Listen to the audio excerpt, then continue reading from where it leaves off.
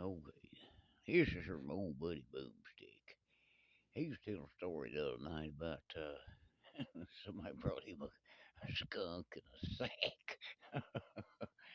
And I told him I was going to tell him one about my daddy and my uncle. Well, here it is.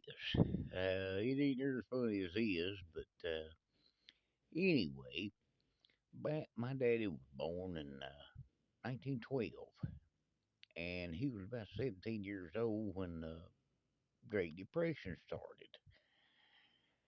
So, things was hard to get hold of, and money was tight all along. I mean, even before then.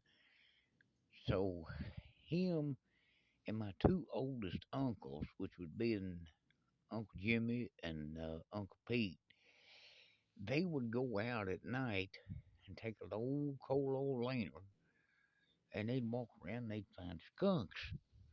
And they'd see them things. Sometimes, you'd see skunks, two, three, four, five, in a, eating around in the woods and things, around a little clearing. And they would get them a club. They carried clubs with them. They couldn't afford a gun or shells or anything.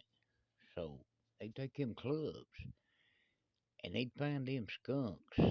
And they'd wade in on them rascals and they would knock them in the head and beat them to death, for the skins. The, the hides were worth 50 cents a piece in about 1930, as mom and dad told me. And you think 50 cents is worth a lot of money?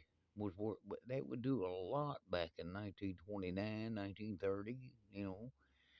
I mean, you could almost buy your groceries for a week for that. Well, they would take them, skin them, and take them home. The next day, scrape them. And of course, you know what happened to them when they went to club with them skunks. You know what they smelled like. Well, now my grandma Robinson, that's my last name, Robinson. But my grandma Robinson was a very, very strict woman. I mean, oh gosh, I can't tell you how strict she was. I remember her. But when Daddy and his brothers would come in, they'd come in and want something to eat. She'd hand the plates out at the door to them. They couldn't even come in the house to eat. And they'd say, Mom, we're tired. We won't come in and go sleep. She said, you boys gonna sleep on the porch. And she made them sleep on the porch of the house all summer long. They stunk so bad.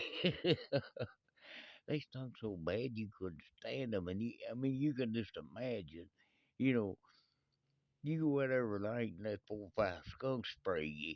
Oh gosh, I'd kill 3 men and a boy just smell it. But I just wanted to tell that for my buddy Boomsticker, and anybody else that wants to hear it. But you know what? Seriously though, you know, my generation and possibly yours, we've never seen hard times.